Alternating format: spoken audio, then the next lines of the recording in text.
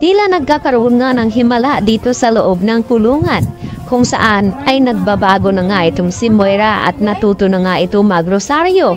Nang ito'y tanungin ni Ninang kung dumating na ba daw ang pera na galing sa kanyang sponsor.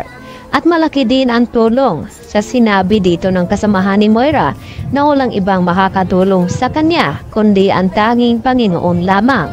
At siya lang daw ang dapat babanggitin ni Moira at hingian ng tulong at tiyak na ibibigay nga nito sa kanyang kahilingan. Kaya nagtataka naman itong mga kasamahan ni Moira na kung bakit bigla-bigla na lamang nagbago itong si Moira at wala ng balak na gumanti sa lahat ng mga nagpapahirap nga dito sa kanya. At upang masiguro ay agad naman na sinubukan nila ito. Upang masamahan naman dito ni Annalyn na dalawin itong si Moira ay dito naman na sumama na rin itong si Zoe. At nagulat nga itong si Zoe nang makaharap ang kanyang ina na sinabi nito na nagbabago na nga siya at humihingi na nga siya ngayon ng tawad dito kina Annalyn at kay Lynette dahil pinagsisihan na nga daw niya ang lahat-lahat ng kanyang mga kasamaan na nagawa dito at tila hindi nga makapaniwala itong si Annalyn Santos sa kanyang nakikita dito kay Moira na talaga bang nagbago nga ba ito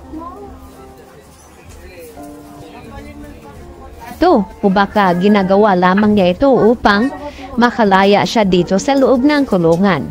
Sa kabilang banda, wini-welcome naman nila ni Giselle at ng mga kasamahan ni Annalyn itong kanyang pagbabalik sa Apex at tila mainit nga ang pagtanggap sa kanya. Subalit itong si Zoe ay agad naman na pinaparinggan itong si Justin na hindi daw dapat mangingialam sa kanila dahil kung ano daw ang ugali na kanyang tita Giselle ay kasing ugali daw nito ang kanyang anak na si Justin. At sumagot itong si Justin na kung kagaya nga siya ng kanyang ina na kay si Giselle, edi sana itong si Zoe ay kagaya din ng kanyang mami na isang kriminal.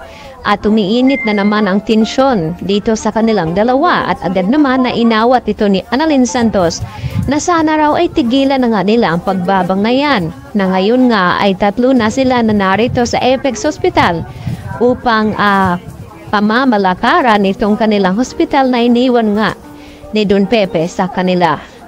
Tila mayroon naman na may paparating na unos dito kay Lynette dahil sa ginagawa ni Irene dahil wala pala itong balak na bumalik sa US.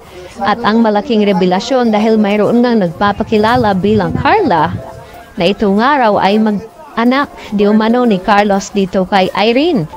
Kaya ikakagulat naman nila ito ang kanilang malaman na nagkaroon pala ng anak si Carlos dito kay Irene at hindi nga niya sinasabi dito kay Lynette. At ngayon nga ay nakakahingi na nga ng pera itong si Irene kay Carlos kaya ituloy-tuloy na nga daw niya ito ang panghuhut-hut dito kay Carlos Benitez. At nagulat naman itong si Carlos nang malaman niya mula dito kay Irene na nagkaroon pala sila ng anak doon sa US. Kaya yan naman ang ating kakatutukan at naabangan dahil tila magbabago na ang mundo dito ni Moira sa loob ng kulungan. Yan po aking karagdagang latest update at maraming pong salamat.